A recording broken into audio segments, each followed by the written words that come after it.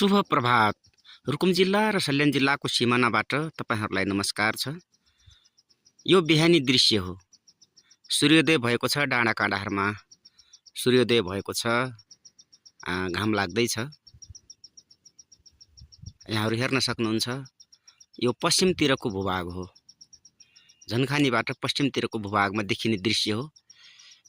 माथि चन्द्रमा देख्न सक्नुहुन्छ, तल कुमाको लेक। यो सल्यानका भूभागहरु हुन्। दार्मा गाउँपालिकाका अधिकांश भूभागहरु यहाँ हेर्न सक्नुहुन्छ। त्यसको अलावा कुमाक गाउँपालिका र सुर्खेत, जाजरकोट जिल्लाका धेरै भूभागहरु लाई सूर्यको किरणले स्पर्श गरेको छ।